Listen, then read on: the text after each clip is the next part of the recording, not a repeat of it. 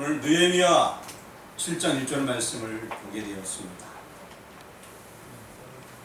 여기 보니까 문짝을 달고라는 그런 문구가 우리 눈에 보입니다. 그래서 제목을 문짝을 달고라고 정하게 되었어요.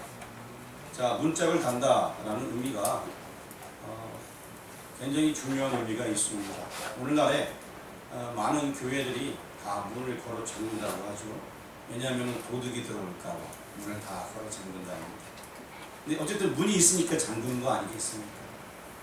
문은 열기도 하고 닫기도 하는 역할을 하게 되는 것입니다.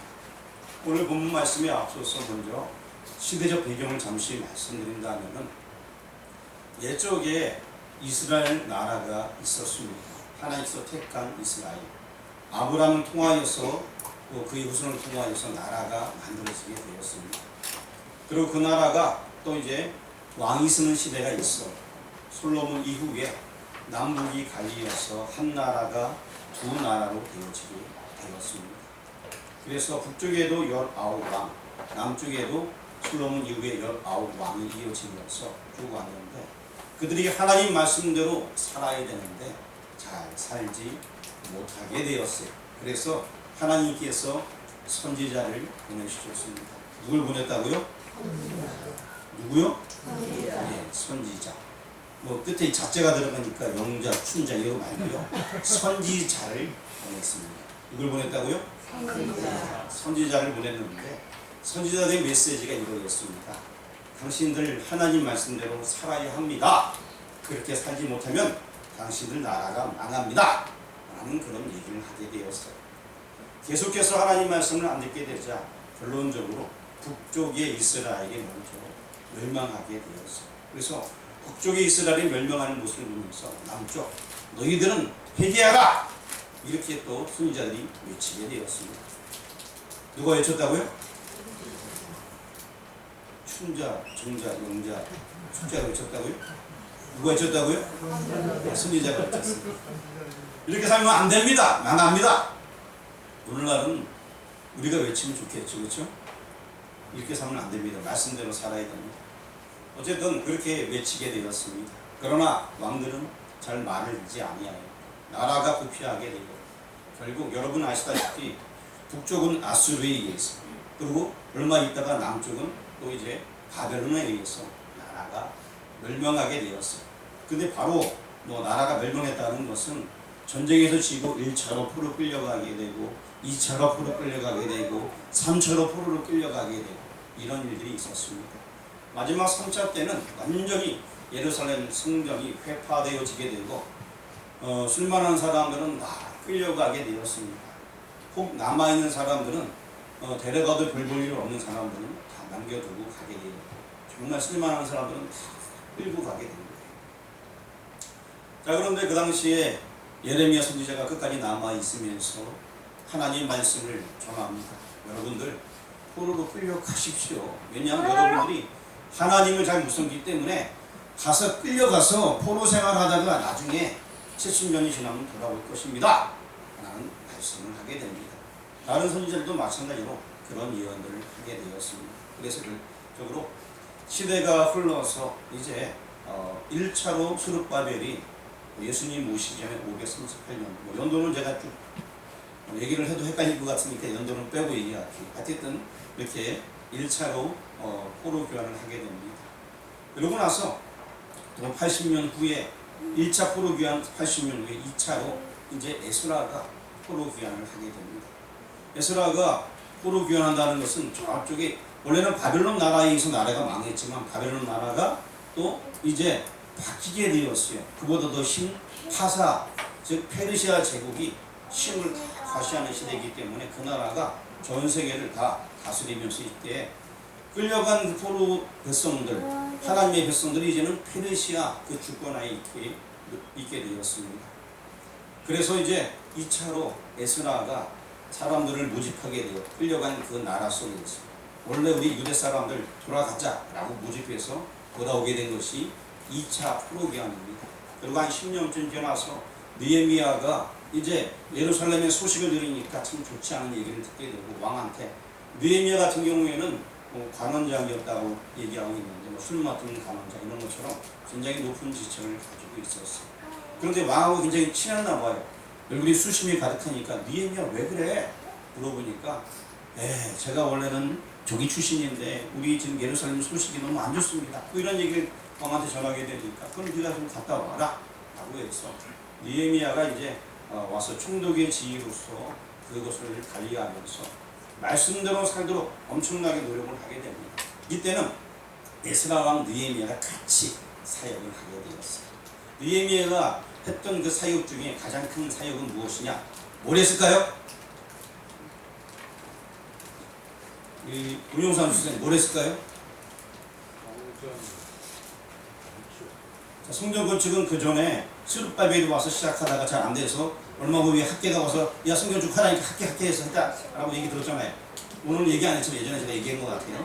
자, 그러면 저기 뒤에 있는 저기 뒤에 있는 예? 김성기 안주사님 뭘 했을까요? 느헤미야가요? 회개하라! 네, 그거는 에스라가 했습니다. 물론 느헤미야도 했겠죠? 예, 느헤미야도 했을 거예요. 회개하라고. 자, 이때 그 느헤미야 같은 경우에는 성벽을 이제 52일 만에 건축하는 일을 하게 되었습니다. 엄청나게 정말 이때는 사실 이 포로로 갔다가 다시 돌아왔을 때에 이 사람의 숫자도 많지도 않았고요. 원래 끌려간 숫자 10분의 1밖에 총 돌아온 숫자가 안 되었고요. 그리고 또 북이스라엘 예전에 그 땅에 있었던 그곳에 이제 산발이라는 사람이 총독으로 있었다고 합니다. 그리고 또 그의 바로 밑에 시종이 도비아가 있어.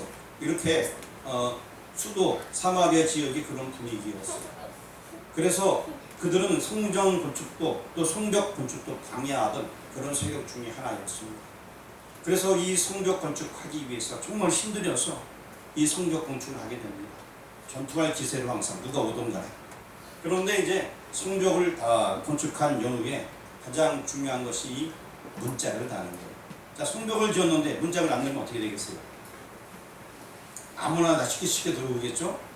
그래서 이 문짝을 다는 것이 굉장히 중요하다 하겠습니다. 그래서 오늘 이 문짝을 달고 라는 제목을 가지고서 말씀을 전하려고 합니다. 우리 7장 1절 말씀을 다 같이 한 번 더 읽어보도록 하겠습니다. 성벽이 건축됨에 문짝을 달고 문지기와 노래하는 자들과 너희 사람들을 세운 후에 그렇습니다. 문짝을 달고. 그런데 우리 6장 1절을 한번 같이 읽어보도록 하겠습니다. 6장 1절 쳐주셨나요? 네, 6장 1절 같이 읽도록 하겠습니다. 산발락과 도비아와 아라비아 사람 게셈과 그 나머지 우리의 원수들이 내가 성벽을 건축하여 허물어진 틈을 남기지 아니하였다 함을 들었는데 그때는 내가 아직 성문에 문짝을 달지 못한 때였더라. 자, 성문에 문짝을 달지 못하니까 이제 사람들이 침범을 하려고 하고 있고 또 그것이 빌미가 되어져서 계속 외부로부터 세력들이 어떻게든 이 성전을 무너뜨리려고 하는 그런 일들이 있게 되는 것입니다. 그래서 이때는 문짝을 못 달았지만 7장 1절 오늘 본문 말씀에는 문짝을 달고 이렇게 얘기를 하고 있습니다. 문짝을 단다는 것은 굉장히 중요한 의미가 있습니다. 여러분, 제가 지난주에 한 이틀 동안 용석교회, 여기서 한 30분 정도 가면 용석교회라고 추천해 있습니다. 그곳에 가서 정기공사를 하고 왔어요. 그런데 이틀 동안 교회 정기공사를 다 마치고 왔는데 왜 그렇게 됐냐면은 그 교회에 새로운 목사님이 부임을 하게 되었습니다. 그런데 사택이 29년 동안 한 번도 수리를 하지 못해서 너무 노후되어지고 무리수를 맡게 돼서 한 목사님들이 한 2주 정도 그 사택을 수리해 주게 되어서 저도 이제 그 전 주에도 가게 되었고 지난 주에는 이틀 정도 가서 함께 수리하는 것을 돕게 되었습니다. 자, 그런데 원래는 지난주 어제 금요일 날 그곳에 이사를 하려고 했어요. 새로 부임한 목사님은 저기 밑에 지방에 계셨어요. 그래서 경남 지방에 계시다가 이제 짐을 싸가지고 왔는데 사택 수리를 한다고 하니까 이사 집사님한테 짐을 좀 보관해 주세요 라고 얘기를 하고 이제 사택 수리가 되는 대로 이제 들어오려고 마음을 먹고 있었습니다. 근데 사택을 이제 수리하려고 보니까 맨 처음에는 보일러 물이 많이 새서 그거부터 하려고 했는데 하다 보니까 이거 샤시도 뭐 영 마음에 안 들어요. 샤시도 해야 되고 보일러를 하다 보니까 문짝도 갈아야 돼요. 왜냐면 높이가 달라지니까. 그래서 뭐 다 하다 보니까 또 전기배선도 누전된다고 다시 해야 돼요. 뭐 이런 일이 많아져갖고 공사가 많아졌습니다. 근데 어쨌든 시일을 맞춰서 원래는 이제 금요일날 이삿짐을 이제 들어오려고 마음을 먹고 있었는데 금요일까지 작업이 안 되는 것이 있었어요. 뭐가 안 됐을까요? 예? 문짝이 안 돼요. 문짝이. 샤시도 이제 틀은 다 꽂아놨는데 아직 그게 안 왔어요. 알맹이는. 뭐 그리고 문짝이다. 거기 보면 문이 커요. 문이 열려있고 그 다음에 현관문도 그냥 안 달려있고 들어가면 안방문이 훤히 열려있고 옆방문도 훤히 열려있고 화장실에서 힘을 주려고 해도 문이 열려있어요. 그리고 심지어 바깥에 틈 큰 게 다 보여요. 안에 방에 있어도 다 보여요. 짐이 들어가면은 되겠어요? 안 되겠어요? 안 되죠. 그래서 짐이 들어가는 것은 이제 화요일로, 이번 주 화요일로 이제 연기를 하게 되었습니다. 이 문짝이 그만큼 중요한 거예요. 문짝을 잘 나가야지 우리가 보호될 수 있는 거 아닙니까? 그래서 문짝을 못 달고 못 들어가는 그런 가운데 지금 용석교회는 있습니다. 그래서 이제 걱정하지 마시고 이제 내일 모레는 다 이제는 내일 문짝을 다 달고 다 사람들도 짐도 다 옮기고 이렇게 해서 편안한 생활을 할 수 있을 것입니다. 자, 문짝을 달고 이것은요 신약적인 표현을 하게 되면 여러분 아시는 용어입니다. 자, 점심갑주를 입으라. 자, 따라하시기 바랍니다. 점심갑주를 입으라. 이거예요. 문짝을 달고 이것은 점심갑주를 입는 거예요. 느헤미야 시대 때 성벽에 문짝을 달고 너무나 중요합니다.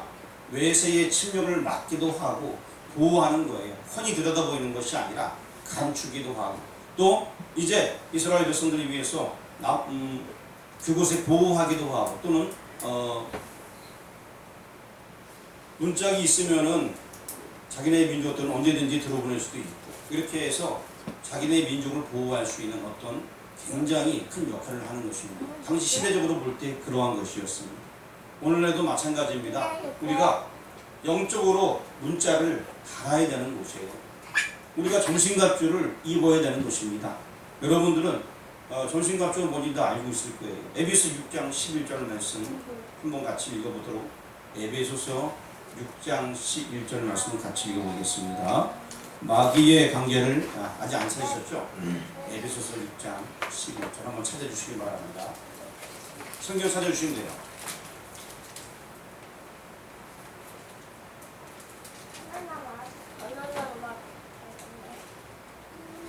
앞에는 안 적어놨어요.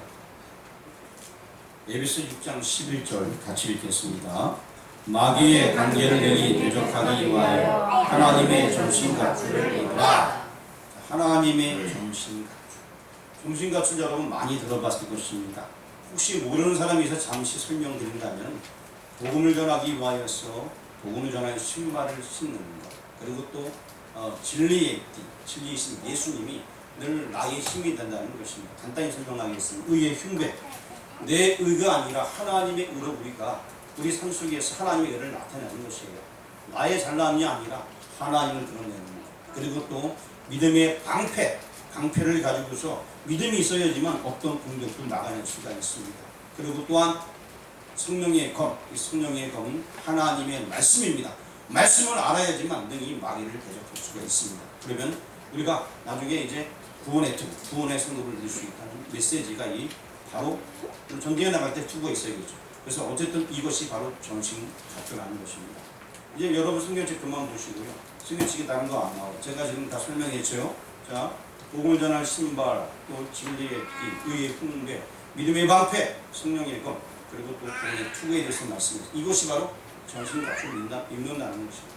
어떠한 대적이 쳐들어오더라도 막을 수 있는 그런 준비를 하는 것이 바로 전신갑주를 입는다는 것입니다. 구약 시대에 문짝을 달고 느헤미야 시대에는 문짝을 달았지만 오늘날 우리 성도들은 전신갑주를 입어야 될 것입니다. 뭐 해야 된다고요? 전신갑주를 예, 정신갑주를 입어야 됩니다. 전쟁에 나갈 군사가 준비하듯이 완벽하게 준비해서 영적 전투를 해야 된다는 것입니다. 자, 그러나 여러분, 문짝을 잘 달긴 달았어요. 그런데 이 문짝을 달긴 달았는데 문짝이 아무 때나 막 늘려져요. 그럼 되겠어요? 안 되겠어요? 다칠 때 다치고 늘릴 때 늘려야겠죠?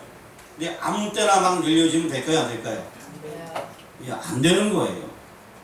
지금 우리가 뭐 정신갑주를 입으라, 정신갑주를 취하라, 뭐 이렇게 성경이 말씀하고 있습니다. 그래서 영적인 무기, 정신갑주에 대해서 좀 간단히 말씀드렸는데 딱 취했는데 방패를 딱 가지고 나가야 되는데 방패를 놔두고 가요. 그 전쟁에 나가면 이 성령의 그 말씀을 가지고 나가야 되는데 이거 잊어버렸어요. 전투에 나갔어요. 어떻게 될까요? 나 때려봐. 어떻게 되겠어요? 여러분 아무것도 없어요. 자, 한번 여러분 손 들어보세요. 손. 양쪽 손 들어보세요. 자, 왼쪽 손에는 여러분 방패는 돼. 방패가 없어요. 뒤로 그렇게 하세요. 자, 성경에 그 말씀이 없어요. 전쟁에 나가면 어떻게 돼요? 나 때려봐. 맞아요, 안 맞아요? 맞아요. 맞을 수밖에 없는 거예요. 이거는 말도 안 되는 이야기예요. 그래서 우리가 전신갑주를 입었으면은 이거 그렇지.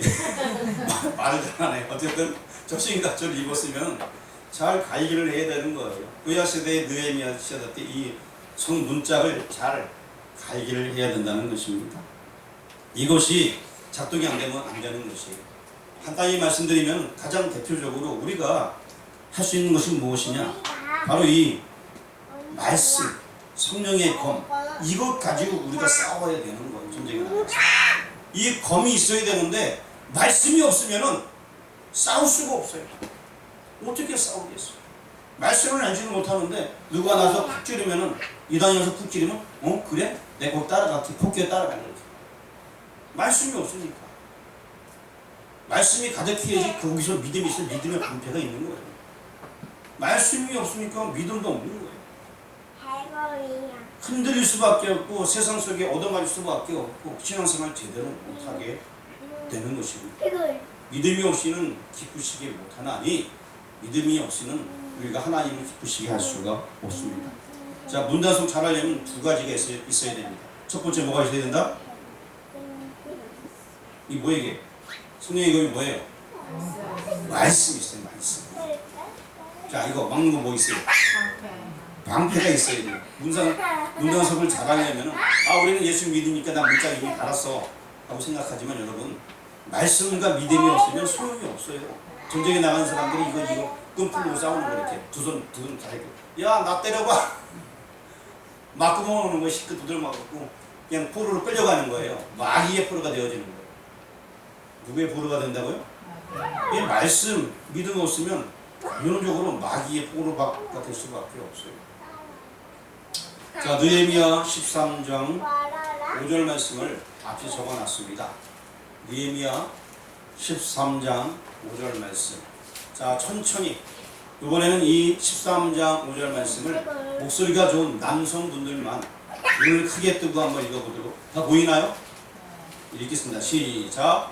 도비야를 위하여 한 큰 방을 만들었으니 그 방은 원래 소재물과 무향과 흙과 또 외의 사람들과 노래하는 자들과 문지기들에게 실주로 주는 곡물과 새 포도주와 기름과 또 제사장들에게 주는 거제물을 두는 곳이라. 자, 도비야를 위하여 한 큰 방을 만들었대요. 도비야가 누구라고 아까 초반에 얘기했죠? 성벽을 지을 때 열심히 도왔던 사람이죠? 예? 예, 방해꾼이었어요. 근데 이 사람이 지금 어디 있어요? 성 안에 지금 예배 드릴 수 있는 성물들이 들어있는 그 방을 자기가 차지하고 있어요. 성문을 제대로 지금 관리한 거예요? 관리 못한 거예요? 관리 못한 거예요. 말씀이 몰랐던 거예요. 믿음도 없었던 거예요. 그냥 이 성문이 아무 때나 성문을 달았는데 문짝을 달았는데 그냥 아무나 막 들어와서 그 자리를 차지하고 있는 것입니다. 느헤미야 13장 7절 말씀도 한번 같이 읽어보도록 하겠습니다. 공독합니다. 예루살렘이 무섭소야 열리하시니 도비하기 위하여 하나님의 종들의 왕을 만든 악한 일을 만들었다. 이 얘기가 무슨 얘기냐? 느헤미야가 다시 이제 페르시아에 돌아가게 되었어요. 갔다가 또 여러 가지 또 소식을 듣고서 왕한테 얘기해서 다시금 이제 이스라엘 땅으로 와보니까, 예루살렘에 와보니까 지금 엘리야십이 도비야를 이와였습니다. 엘리야십이 누굴까요? 제사장이 제사장. 제사장이 도비야를 이와해서 하나님의 뜰의 방을 만들었다라고 얘기하고 있습니다. 이 방이 무엇이냐? 예배드리는 성물을 둔 그곳에 지금 도비야를 이와해서 방을 만들었다는 거예요. 말이 되는 이야기예요?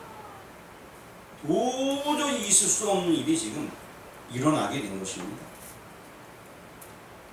전신갑주, 성문을 닫고 문짝을 달았는데 관리가 안 되니까 지금 엄청난 일이 일어나게 되었습니다.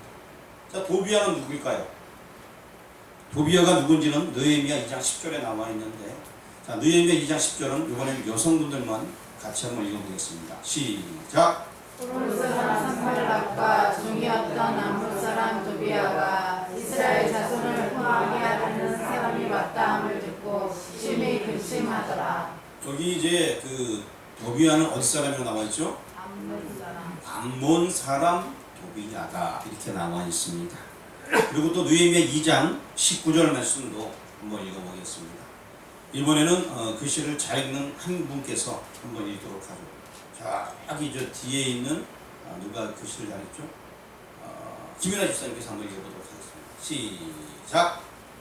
그 사람 산발락과 종이었던 암몬 사람 도비야가 아라비아 사람 게셈이 이 말을 듣고 그를 없이 여기고 주기를 비웃어 이르되 너희가 하는 일이 무엇이냐? 너희가 왕을 배반하고자 하느냐? 하기로 드리겠습니다. 자, 고른 사람 산발락과 종이었던 암몬 사람 도비야, 이렇게 암몬 사람 도비야라고 또 이야기하고 있습니다. 뭐 다른 건 다 몰라도 되고 여기서는 암몬 사람 도비야, 이것만 여러분 머릿속에 기억해 두시기 바랍니다. 자, 느헤미야 13장에서는 암몬 사람과 모압 사람에 대해서 설명을 해주고 있는데, 이제 느헤미야 13장 1절 말씀을 다 같이 한번 읽어보겠습니다. 시작! 그날 모세의 책을 낭독하여 백성에게 들렸는데 그 책에 기록하기를 암몬 사람과 모압 사람은 영원히 하나님의 주위에 들어오지 못하리니. 자, 아까 도비야가 어디 사람이 그랬어요? 암몬 사람. 근데 여기 암몬 사람 하나님 총에 들어오면 돼요, 안 돼요? 안 돼요. 근데 그런 사람이 지금 어디 와 있어요? 예, 엉뚱한 곳에 지금 들어와 있는 거예요. 지금 들어오지 말아야 될 사람이 지금 들어오는 거예요. 하나님의 지금 이거는, 자, 잘 보세요. 느헤미야 13장 1절 말씀. 그 날에 모세의 책을 모세의 책이 뭐예요? 모세 오경이에요. 자, 이 말씀을 읽으면 남아 있는데 말씀을 모르니까 성령의 검 작동이 안 되는 거예요. 하나님의 말씀이 없으니까 아무나 막 드리는 거예요. 하나님의 말씀이 없으니까 무너지는 거예요. 하나님의 말씀이 없으니까 우리 마음이 무너지게 되는 것이고, 하나님의 말씀이 없으니까 내가 자신이 무너지게 되는 것입니다. 하나님의 말씀이 없으니, 저희 분명히 말씀에 기록되어 있는데 말씀이 없으니까 말씀을 잃어버린 거예요. 그러니까 이 문자계의 기능이 제대로 활용되지 못하고 있다는 것입니다. 자, 그러면은 이 모세의 책이 모세오경이라고 했는데, 우리 모세오경 중에 신명기 23장 3절 말씀을 한번 찾아보도록 하겠습니다. 신명기 23장 3절 말씀. 자, 이제 신명기 23장 3절 말씀을 읽을 때 이번에는 역시 또 아리따운 여성분들만 한번 읽어보겠습니다. 시작! 암몬 사람과 모압 사람은 여호와의 총회에 들어오지 못하리니 그들에게 속한 자는 10대뿐 아니라 영원히 여호와의 총회에 들어오지 못하리라. 예, 분명히 여기 기록이 되어져 있습니다. 이들이 왜 그렇게 되었냐면은 4절에 나와 있긴 한데, 신명기 23장 4절 말씀에 나와 있는데요. 한번 그냥 읽어보도록 하겠습니다. 거기 4절도 적어놨나요? 4절 한번 넘겨주시고 같이 읽겠습니다. 시작. 그들은 너희가 애굽에서 나올 때에 떡과 물로 너희를 길에서 영접하지 아니하고 메소포다미아 위에 두를 사람 또 내 아들 발람에게 뇌물을 주어 너희를 저주하게 하려 하였으나. 자, 이들은 하나님의 백성을 저주하려고 했던 사람들입니다.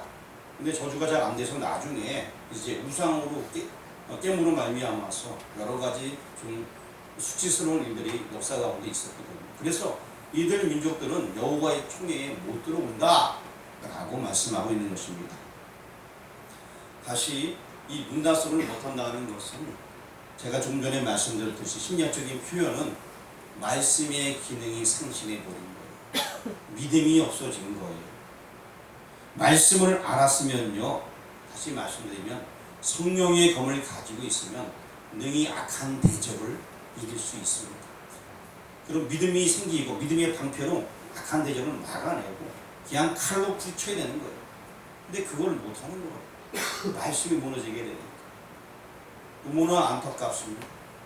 그런데 이 모습들이 딱 오늘날 현 시대의 이야기랑 맞물려지고 있습니다.